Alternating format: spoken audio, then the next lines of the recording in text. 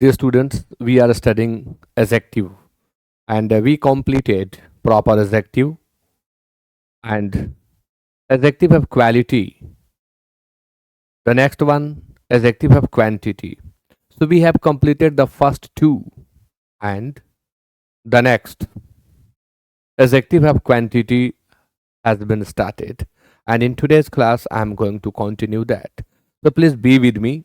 And आप जानते हैं कि एडजेक्टिव हैव क्वालिटी के अंतर्गत little, a little, the little, much, all, come, any, whole जैसे कई शब्द आते हैं जिनमें आपने little, a little, the little last class में पढ़ा था। आइए उसके आगे बढ़ते हैं। Use of all and whole. All और होल के बीच अंतर कैसे करें? ऑल का हिंदी अर्थ सब या सभी होता है, तो होल का हिंदी अर्थ भी सब या सभी होता है, यानी इनके हिंदी अर्थ में अंतर नहीं होता, प्रयोग में अंतर होता है। आइए उसे समझते हैं। ऑल मेनी पार्ट्स टुगेदर, जब बहुत से पार्ट्स को एक साथ कर लेते हैं तो वह ऑल हो जाता है। Whole one thing complete, whole एक ही चीज है और वह अपने आप में पूर्ण है, संपूर्ण है।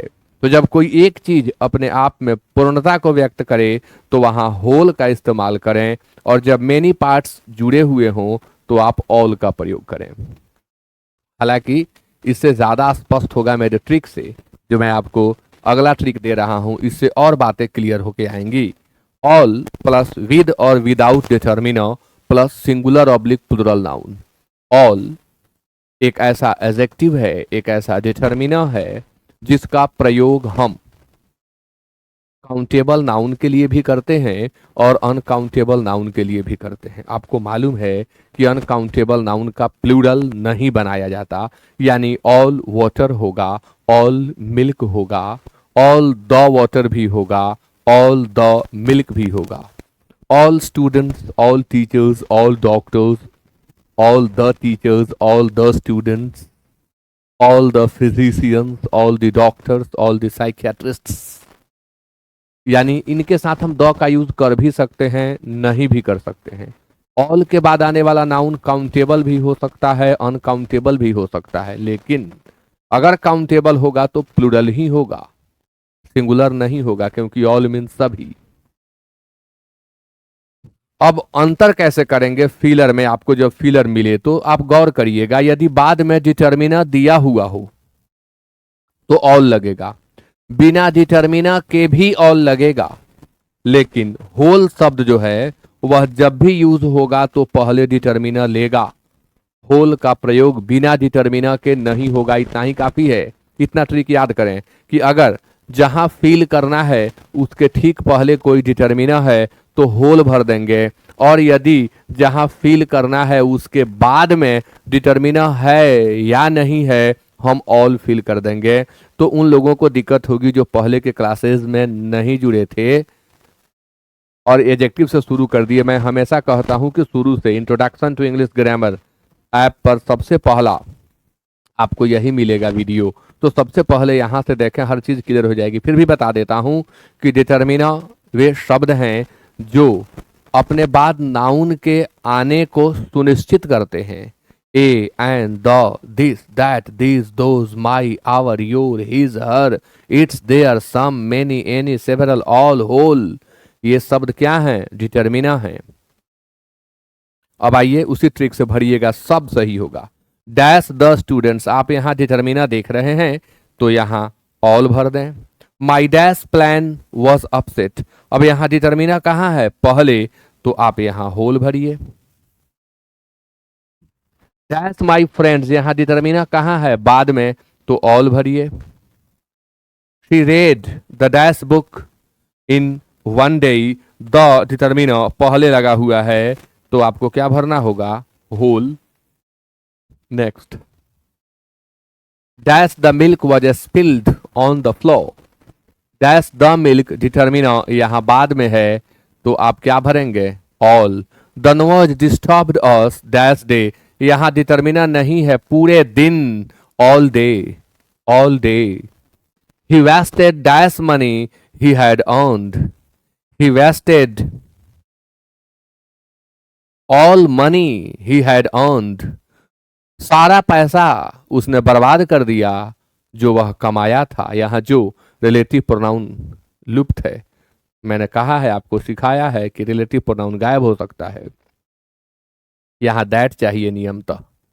Dash the class stood up when the teacher entered, तो डैश द क्लास तो ऑल द क्लास, यानी सभी बच्चे, सभी स्टूडेंट्स खड़े हो गए जब शिक्षक प्रवेश किए।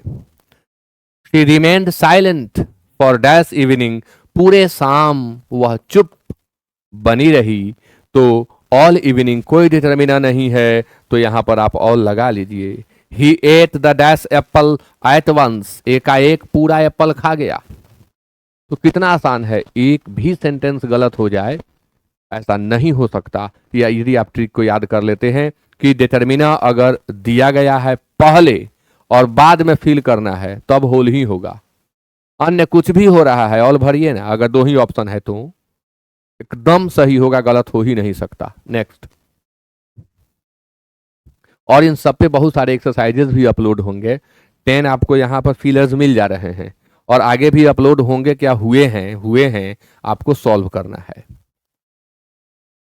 अब आप पढ़ने वाले हैं एडजेक्टिव ऑफ नंबर। मैंने सम एनी छोड़ दिया, मैंने नो छोड़ दिया, क्योंकि आगे वो सारी चीजें आने वाली हैं तो इसलिए वहां पर छोड़ दिया गया है। घबराइएगा मत कि अरे वो सब छोड़ दिया गया, नहीं, आगे वो सारी चीजें आपको मिल जाने वाली हैं। Adjective of number, it denotes number, इससे संख्या का बोध होता है, यह संख्या को दर्शाता है। All, some, any, few, a few, the few, many, many, a several, certain, a certain, ये सारे शब्द हैं जो इसके अंतर्गत आते हैं। अब आप एक एक करके यूज पढ़ना शुरू करिए। सम का यूज कहाँ करते हैं और एनी का यूज कहाँ करते हैं। हिंदी की अगर हम बात करें तो सम का हिंदी अर्थ होता है थोड़ा और एनी का हिंदी अर्थ होता है कोई। सम के साथ भी एक बात लागू होती है कि सम is used before both countable noun and uncountable noun. Any is also used before both countable noun and uncountable noun. It is used in affirmative sentences. It is used in negative and interrogative sentences. सामान्य तौर पर सम का प्रयोग कहाँ करेंगे? Affirmative sentences में करेंगे। और एनी का यूज कहाँ करेंगे? तो नेगेटिव एंड इंट्रोगेटिव सेंटेंसेज में करेंगे। सम का यूज कहाँ करेंगे? अफर्मेटिव सेंटेंसेज में। एनी का यूज कहाँ करेंगे? नेगेटिव एंड इंट्रोगेटिव सेंटेंसेज में। Examples, he has dash questions, तो ही हैज डैश क्वेश्चंस, क्या यह सेंटेंस नेगेटिव है? नो। क्या यह सेंटेंस इंट्रोगेटिव है? नो। तो हम यहां क्या फिल कर लेंगे? Some. He has not dash question, अब यहां नॉट आने से सेंटेंस नेगेटिव हो जाता है, इसलिए आप एनी फिल कर लीजिए। Do you have dash pen, तो do you have any pen? Do you have any pen, क्या आपके पास कोई पेन है? She had hardly dash problem, अब यहां एक शब्द आपको परेशान कर सकता है, याद करें। Hardly, scarcely, rarely, no sooner, seldom, ये शब्द अपने आप में नेगेटिव हैं, तो इनके साथ भरना होगा, स्टूडेंट फंस जाएंगे। Seldom, hardly, scarcely, rarely, no sooner, ये अपने आप में नेगेटिव होते हैं। नो सूनर खैर यूज में नहीं मिलेगा, लेकिन हार्डली, स्कार्सली, रेयरली, सेल्डम ये मिलने वाले शब्द हैं, ये नेगेटिव हैं, इनके साथ आपको एनी फील करना होगा। हैज ही डैश कार, क्या उसके पास कोई कार है? हाँ, हम इस वाक्य को ऐसे भी कह सकते हैं, does she have any car? Note, some is used in affirmative sentences when there is a sense of request, offer और प्रपोजल। सम का प्रयोग हम कर सकते हैं इंट्रोगेटिव सेंटेंस में यदि वाक्य से आग्रह, प्रस्ताव इत्यादि का बोध हो रहा हो, यानी यदि सेंटेंस में हम किसी से आग्रह कर रहे हों, हम कोई ऑफर, कोई प्रपोजल किसी को दे रहे हों, तब हम सम का प्रयोग इंट्रोगेटिव सेंटेंस में करेंगे, वहां एनी नहीं लगाएंगे।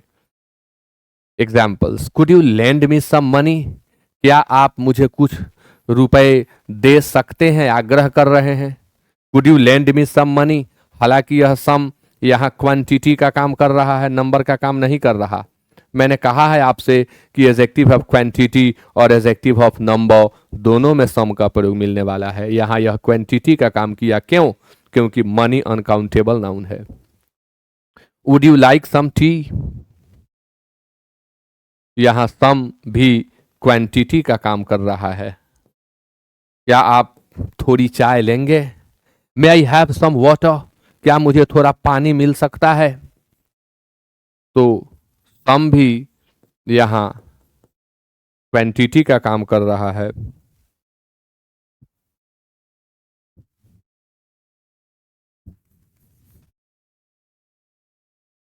Will you give me some books? क्या आप मुझे कुछ पुस्तकें देंगे? तो यहां सम एनी नहीं।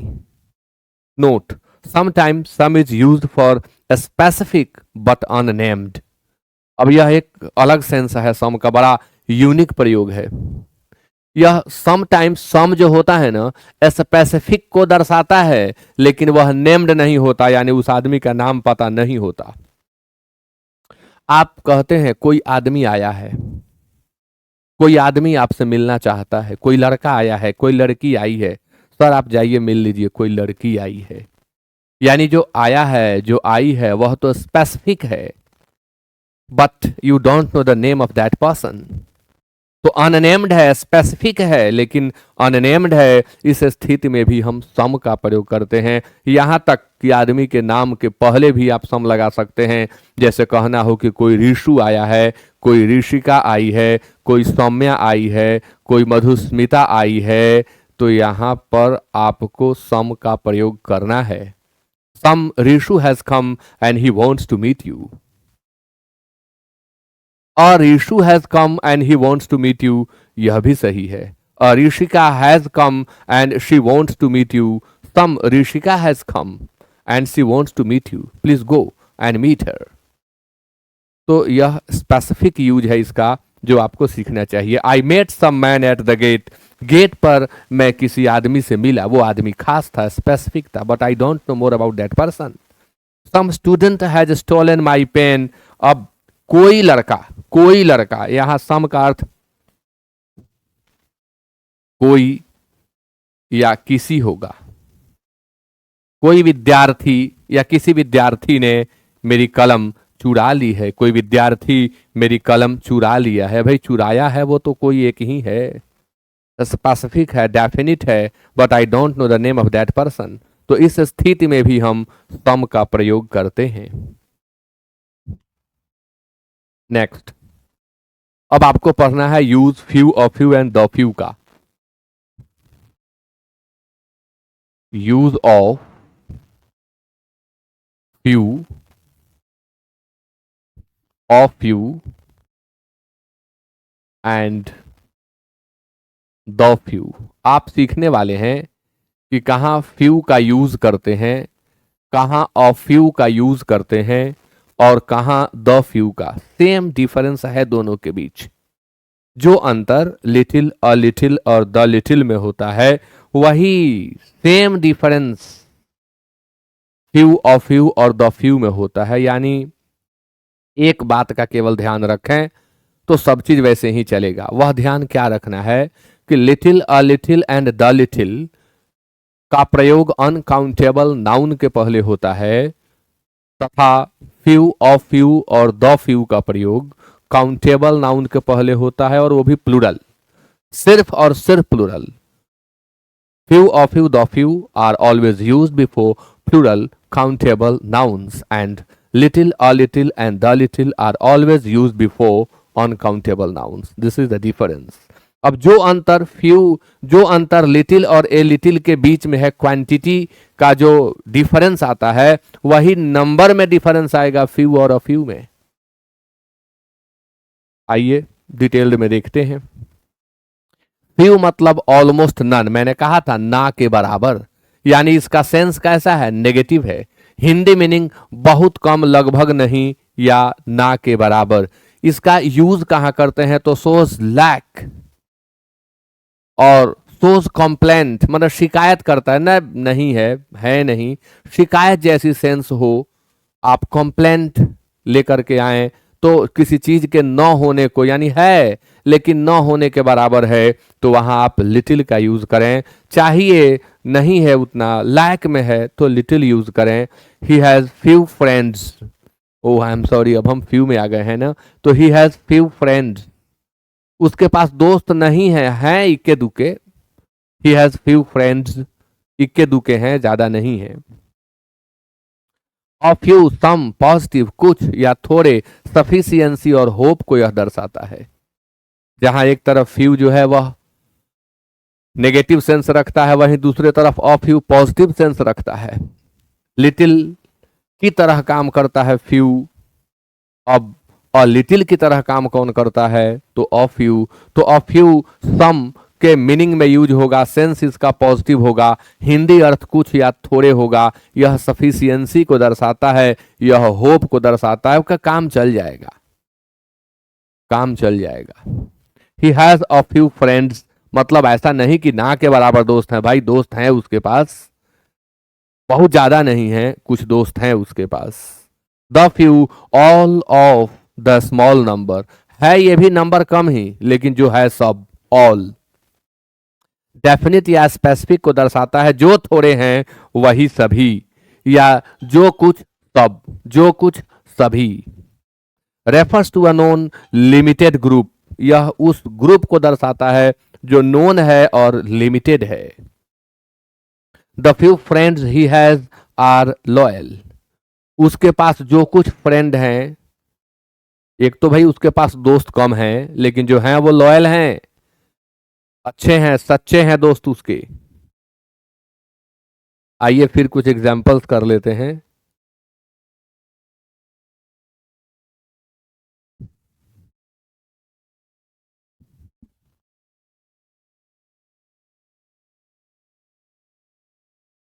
ही has dash friends to help him in trouble, फिर वही ट्रिक आप यूज करेंगे, फिर से एक बार बता दूं।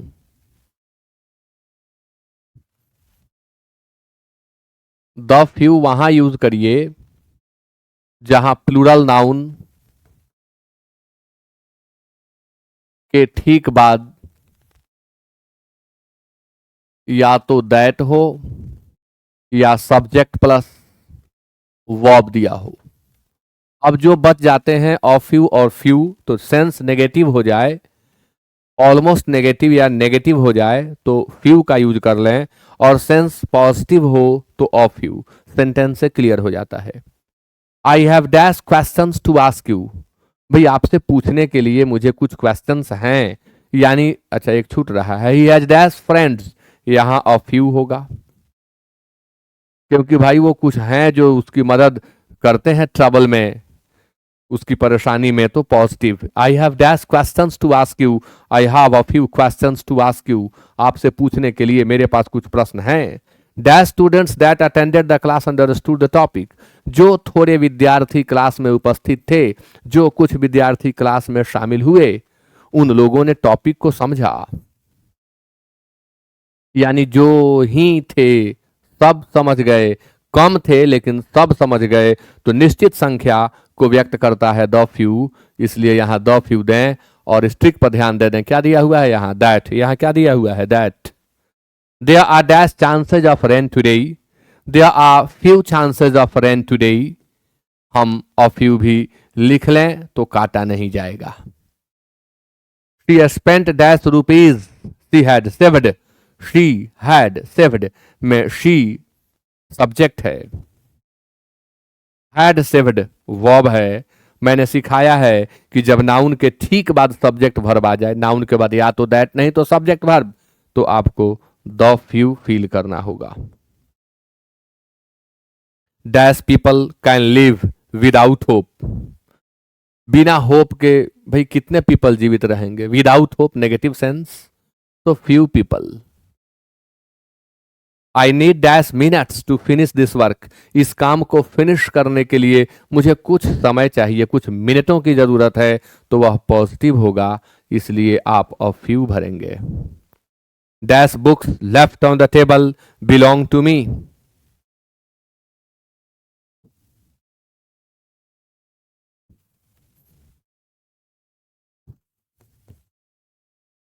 अ few books left on the table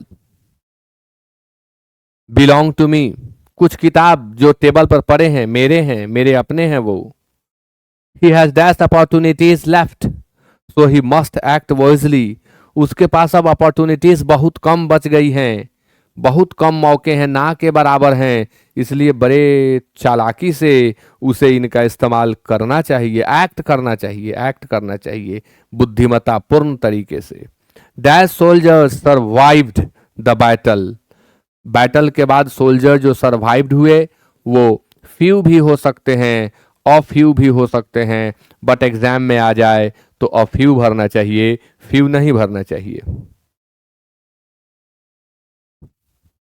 तो इस तरह से आपने सीखा फ्यू, ऑफ फ्यू और द फ्यू, और 10 एग्जाम्पल्स यहां आपने कंप्लीट किया।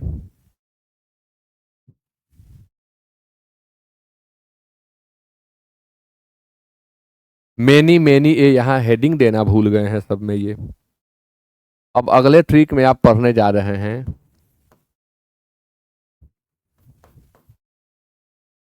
Many many A and a great many. Many A and a great many पढ़ने जा रहे हैं आप।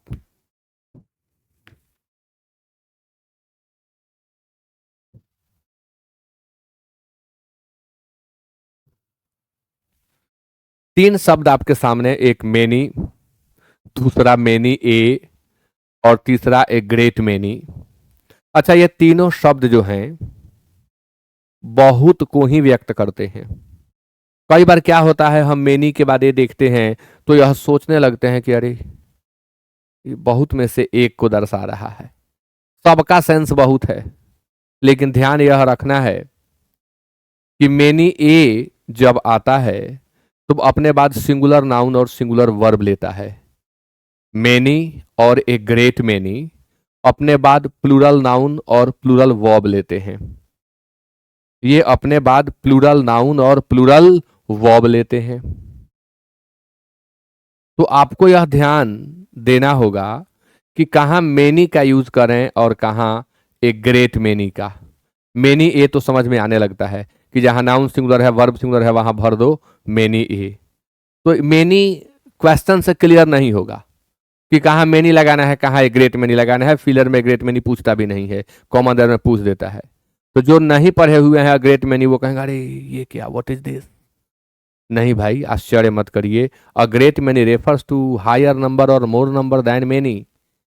मेनी की अपेक्षा अधिक संख्या को व्यक्त करनी हो तो हम अ ग्रेट मेनी का इस्तेमाल करते हैं। हिंदी में कहते हैं ना बहुत, बहुत, और कहते हैं बहुत, यानी जब बहुत एम्फेटिक हो जाता है तब हमें वहां यूज करना पड़ता है अ ग्रेट मेनी का, और बहुत एक लिमिटेड नंबर को बताता है तब हम मेनी का यूज करते हैं। और जब मेनी शब्द है लेकिन आगे सिंगुलर दिख रहा है तो वह मेनी नहीं, मेनी ए हो जाता है।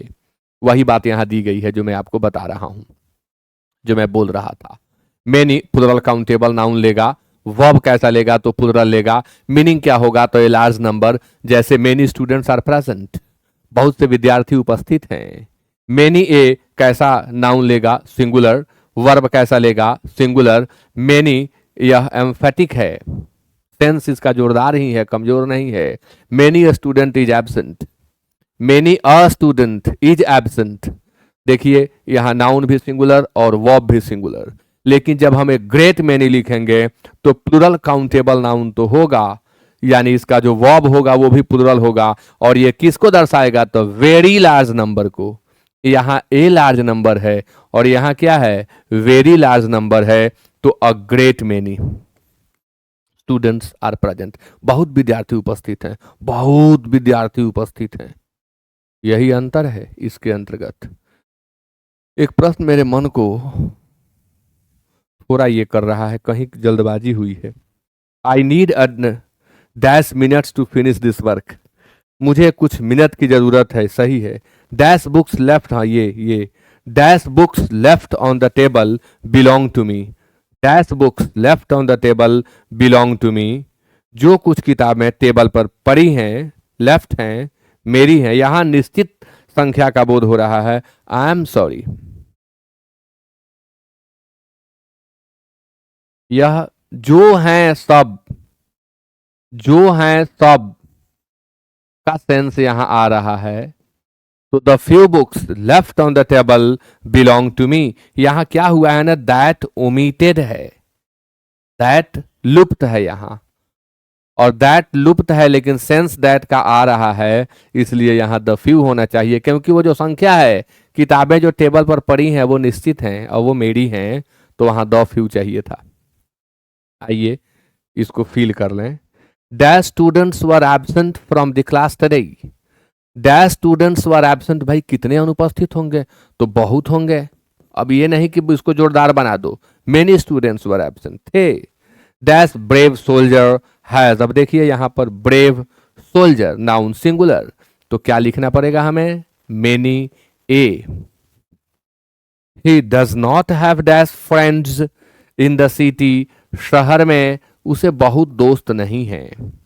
Dash people gathered outside the office, तो हो सकता है कि बहुत पीपल हों, हो सकता है कि भाई बहुत से भी बहुत हों, तो हम यहां ग्रेट मैनी भी भर सकते हैं।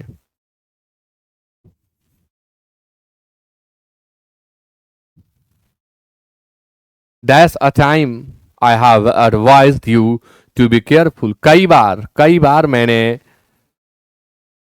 तुम्हें एडवाइज किया है सावधान होने के लिए। The library has dash books on history, the library has many books on history. Dash a student, यहां तो अ लगा दिया, स्पष्ट हो गया कि मैनी ही लगाना है। Dash difficulties have been solved by the committee, बहुत सी कठिनाइयों का समाधान कमिटी के द्वारा कर दिया गया है। Dash a problem has risen many,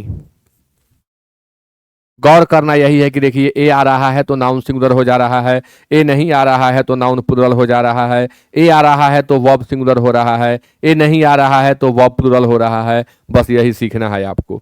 dash tourists visit this place every year, यहाँ बहुत से टूरिस्ट्स आते हैं प्रत्येक वर्ष, तो जोरदार तरीका से कह रहे हैं तो अ ग्रेट मैनी हो जाएगा।